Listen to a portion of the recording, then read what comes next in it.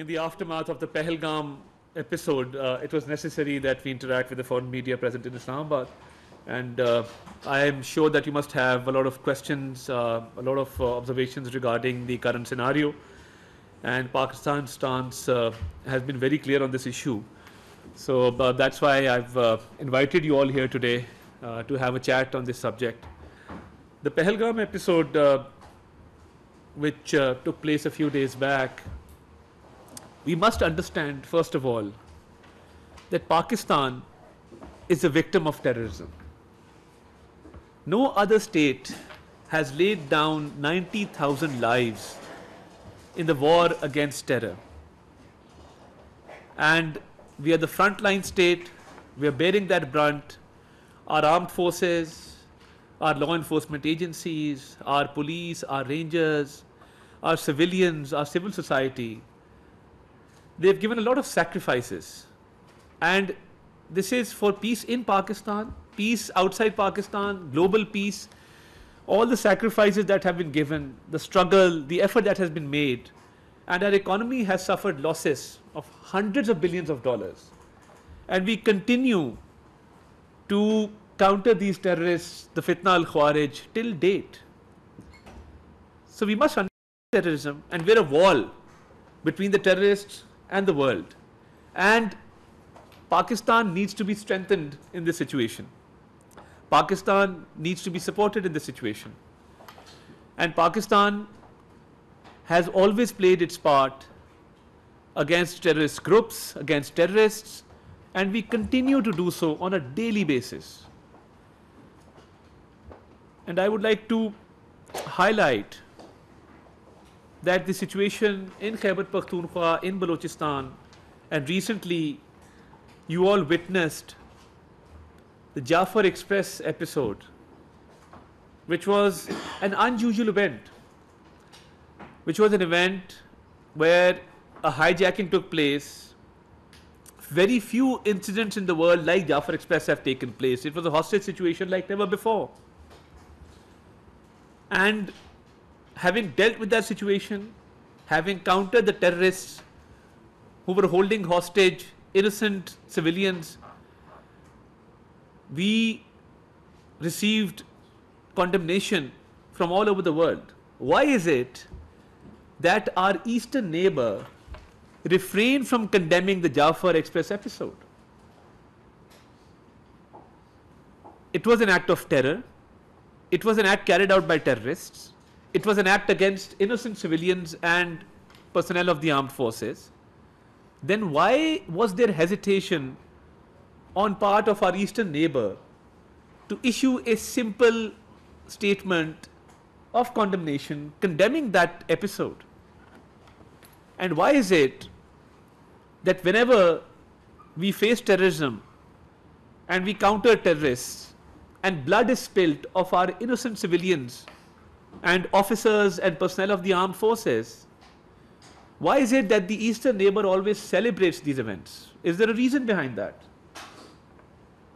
Yes, there is a reason behind that.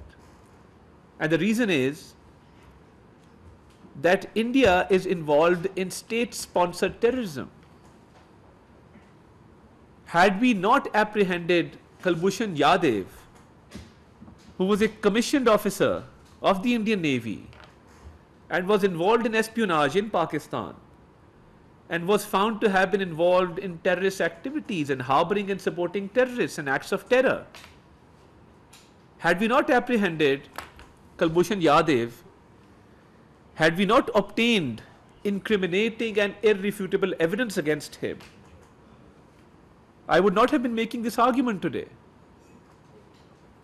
And why is it that the terrorists which receive funding and arms and ammunition from our eastern border, that is why when terrorist attacks take place, when acts of terror take place, like the Jafar Express episode, that is why the eastern neighbor does not condemn such acts and does not even have the courtesy to express concern over these incidents. And I would further substantiate my argument through the assassinations of Sikh leaders across the world, in Canada and US. Transnational assassinations are taking place through the Indian-sponsored state terrorism. A state which persecutes and is involved in killing of members of the minorities across the globe, and other states have given evidence with regard to these incidents. So we will continue to fight the war against terrorism. We will continue to protect the world, the citizens of the world. We will continue to promote global peace and to ensure global peace through countering these terrorists, the Fitna al-Khawarij, which is trying to impose their own ideology in certain areas and is trying to, through acts of violence, through use of force, trying to spill blood of innocent civilians and of army personnel. We will continue to fight this war. This Pahalgam episode, to me, seems like a distraction, because we were gaining a lot of success in our western regions against these terrorists. Every other day you hear of successful operations, you hear of our armed forces gaining a lot of success against these terrorists. And this could have been a distraction, because this story doesn't make sense. The Pahalgam area is more than 150 kilometers away from the line of control. And why pin the blame on Pakistan? Do you have credible evidence? Do you have verifiable evidence? Do you have any argument which is substantiated by evidence or by proof? And why is it that the first information report, which is a prerequisite for any criminal investigation, it was registered in the Pahalgam police station just 10 minutes after the incident? Is it possible for any investigating agency to register a first information report, an FIR, 10 minutes after an incident has taken place? Because for an FIR to be lodged, there has to be visit of the area, evidence needs to be collected, there has to be a complete scanning of the area, forensics take place, and there is usually a time lag between the occurrence and the registration of an FIR. So why is it that right after 10 minutes an FIR is registered and the blame is put on Pakistan, and it is said that it has been sponsored from across the border? The reason that we have called for an independent, impartial and transparent inquiry is because our hands are clean. How can a state which is the frontline state in the war against terrorism be responsible for such events? So I think our eastern neighbor was quick to jump to conclusions, and this false FIR episode actually proves my point that somehow they had preconceived notions about this incident, and maybe the purpose was to pin the blame on Pakistan. And Pakistan being a responsible state, Pakistan being a peaceful state, Pakistan being desirous of world peace, we've had very good relations with all other neighbors. We have very good alliances globally. We're a responsible member of the UN Security Council.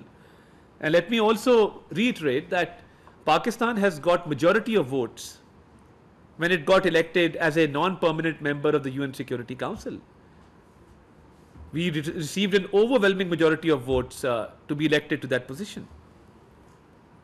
And why is it that the Indian state-sponsored terrorism, we have credible evidence of India's involvement in Balochistan, in Khyber Pakhtunkhwa, in harboring, funding these terrorists, in supporting these terrorists.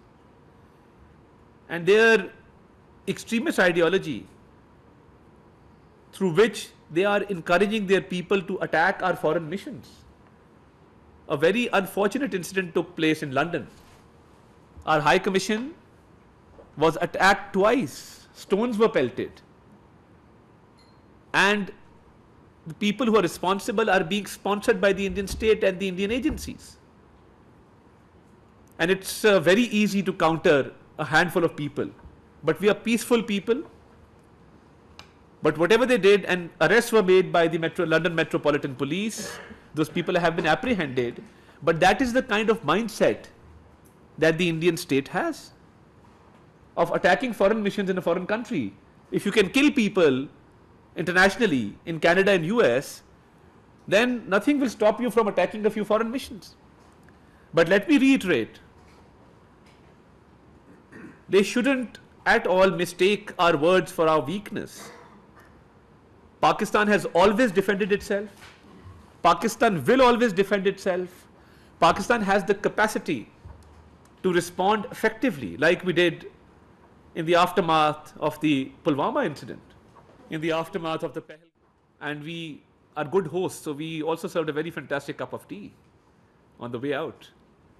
So my point is that Pakistan has the capacity and the capability of defending itself very well.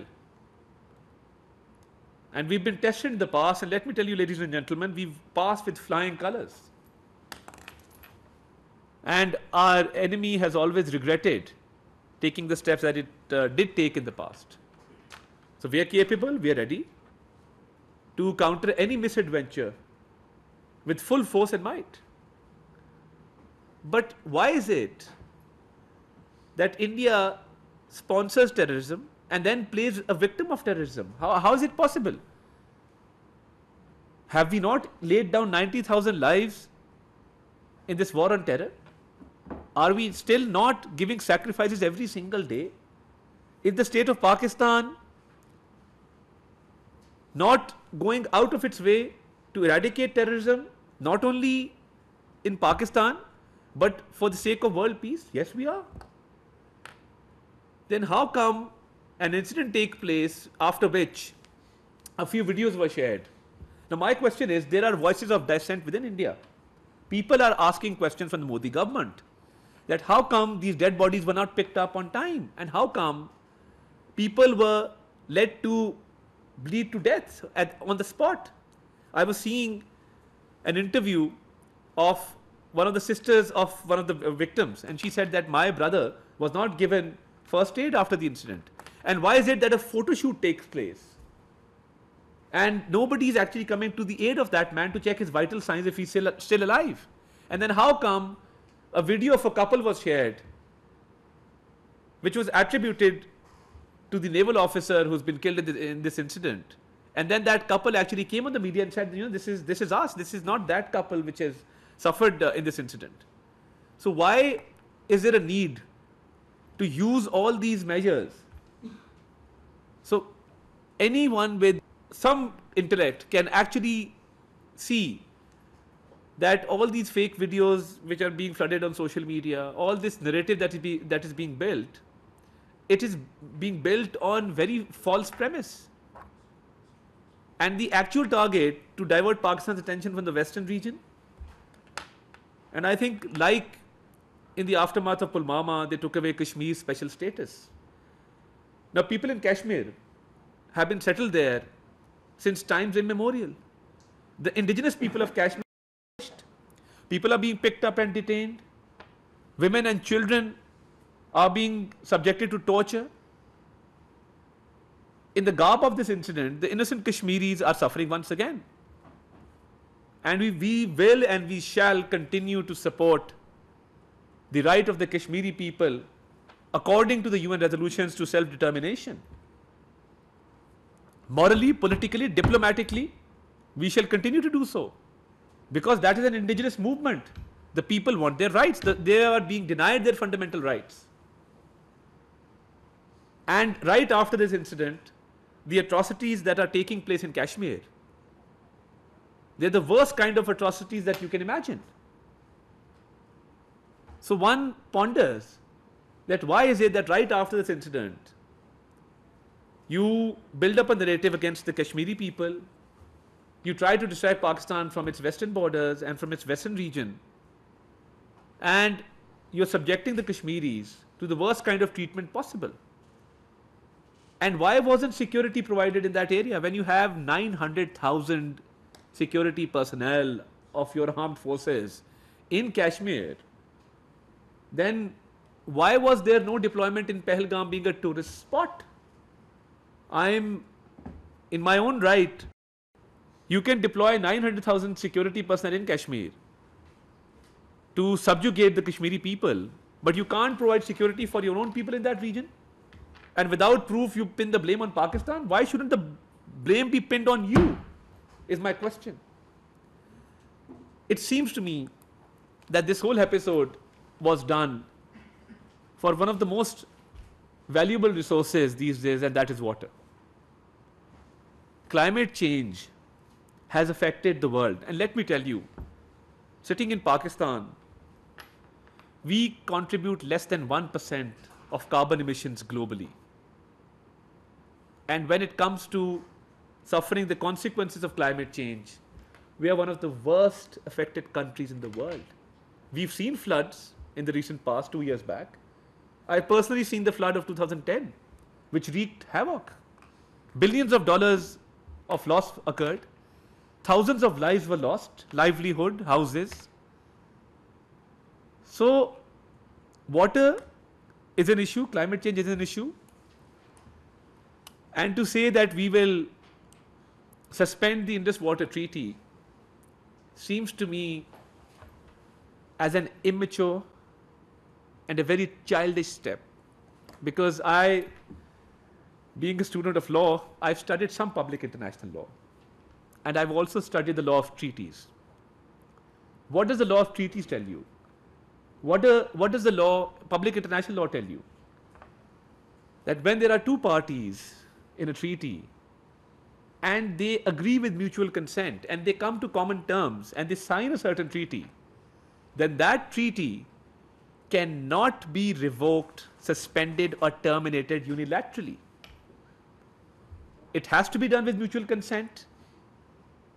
And I was just reading an article by an Indian journalist. I would not like to name him because he's obsessed with Pakistan, tweets 20 times a day. And he has actually criticized his own government and said that the Modi government could not have done this. And Pakistan is an agrarian economy. You very well know that. Agriculture is the backbone of our economy, our exports. And I think this has been done to affect Pakistan's economy and the livelihood of its people, because majority of our people reside in the rural areas, and their livelihood is dependent upon their crop, upon their livestock. This is very unfortunate that you would attempt to suspend a treaty, the right of which you don't have. You don't have the right to suspend that treaty. This was something which has been done prematurely, without consulting legal experts, without actually reading the treaty, which actually has a clause which says that this cannot be done unilaterally. So if you want to usurp Pakistan's water, you don't have that right legally. You don't have that right as per the international best practices, the international law, the law of treaties. You can't do that. This has been seen as an act of usurpation. This has been seen as an unfair and unjust measure. And when the National Security Committee met, and the Prime Minister also made it very clear that any attempt to divert or stop Pakistan's water will be responded to with full force and full might.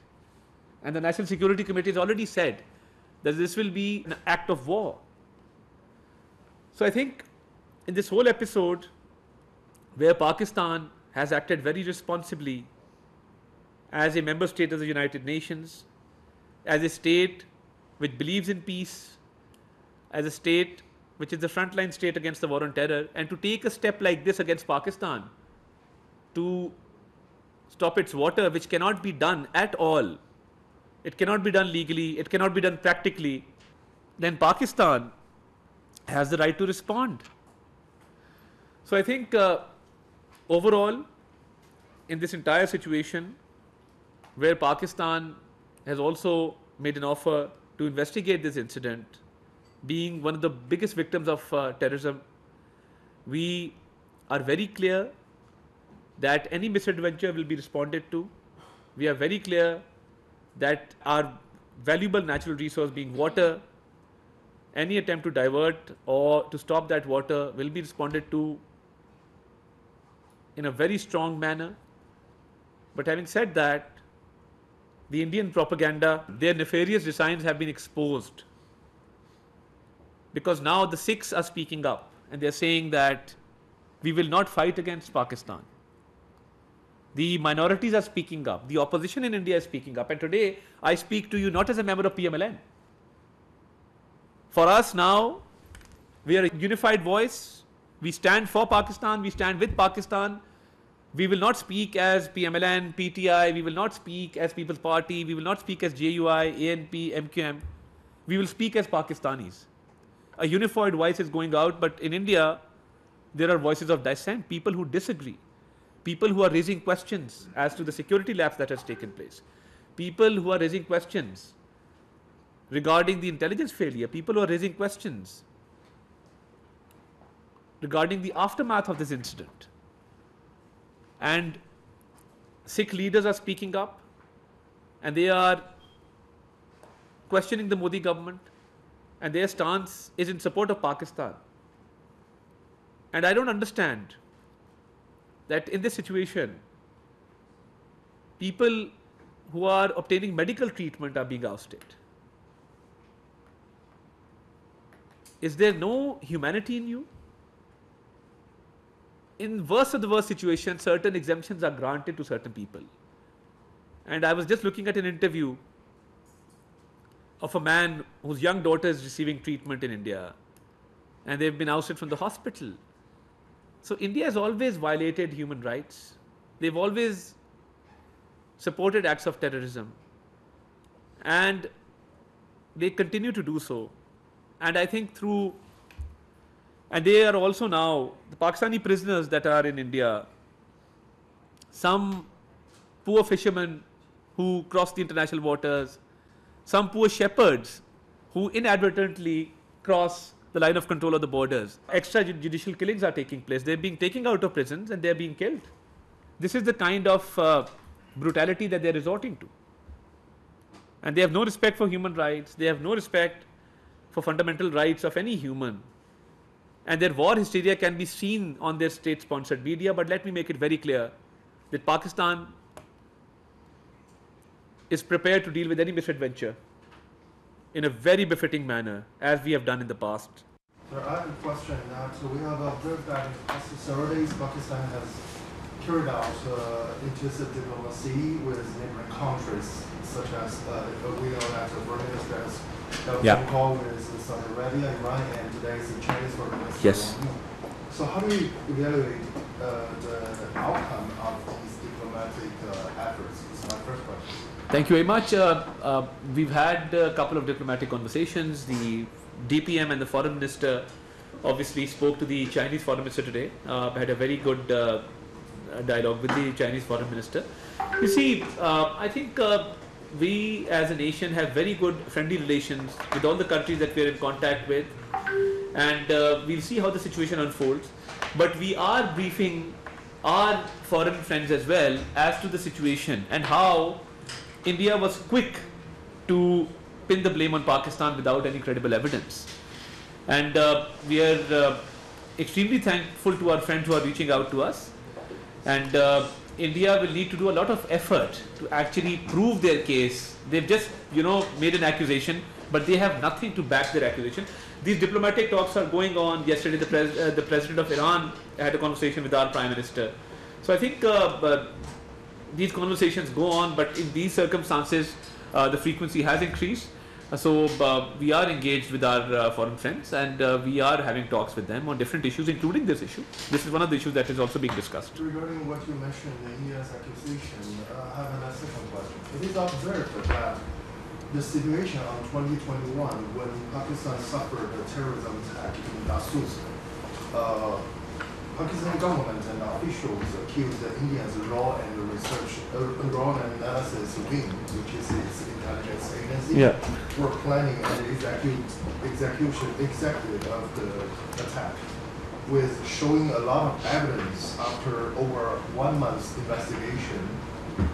Well, this time we have seen that the Indian authorities carried out measures against Pakistan just 1 day. Indian authorities carried out the measures against the incident of at least 25 people who were killed in Pahalgam in India-controlled Kashmir.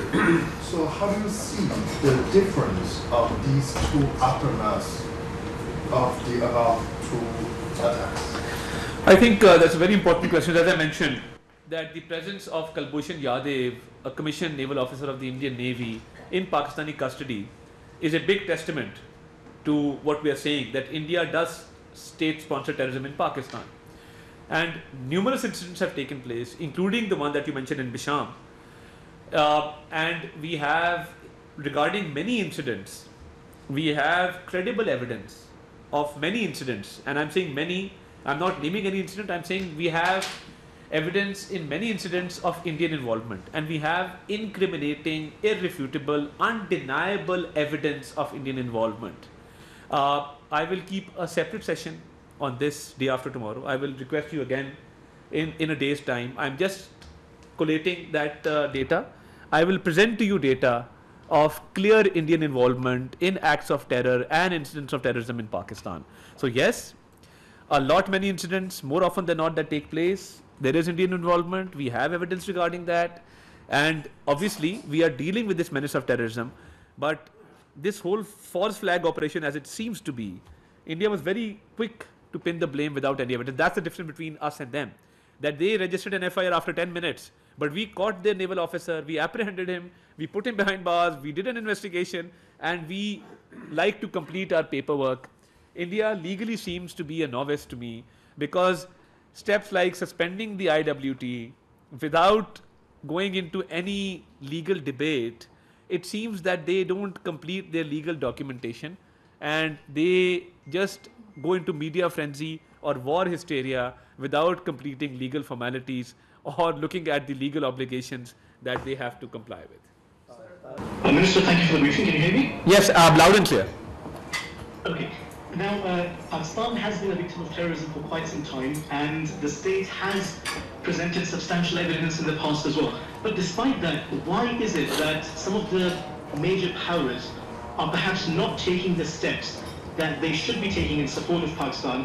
Is it the case that perhaps Indian markets are too lucrative for them? Or is it that perhaps Pakistan is not utilizing its soft power capabilities as it could? Thank you very much, Hassan. That's a very good question. You see, I think Pakistan has been acknowledged by the world. In President Trump's State of the Union address, he thanked Pakistan for apprehending a terrorist on its western border. Obviously, whatever foreign delegations have come to Pakistan, or if we've gone abroad, terrorism has been discussed, and Pakistan's services and Pakistan's sacrifices and Pakistan's contribution to world peace has always been acknowledged. But you see, in a situation where two states are involved, I think one has to make a lot of effort. And in this particular episode, I don't see India getting a lot of support as it expected. So, and Pakistan's stance of demanding an independent and impartial inquiry into this matter, I think Pakistan has proven that Pakistan has come to this issue with a clean hand. We have nothing to do with it. So the world obviously is playing its role in whatever way it can, very diplomatically, as it should, but I don't see India gaining a lot of support from the rest of the world. Thank you very much. I'm Saima Shabbi from DawnNews. My question is that it has been learned that in its official letter, it has been that Pakistan, along with addressing the terrorism, India requested Pakistan to renegotiate the Indus Water Treaty for so many times. Is Pakistan considering some kind of renegotiation on this treaty? Because after almost half of a century, there are so many demographic changes which have been mentioned by India also. So, is there any chance to renegotiate it? And I do have another question. Please address this first. We're on the lower riparian. Being on the lower riparian, we have more rights, and we are entitled to more water being on the lower riparian. So if ever there is reconsideration of terms, which I don't see happening anytime in the near future, then I think India will lose out and Pakistan will benefit from that.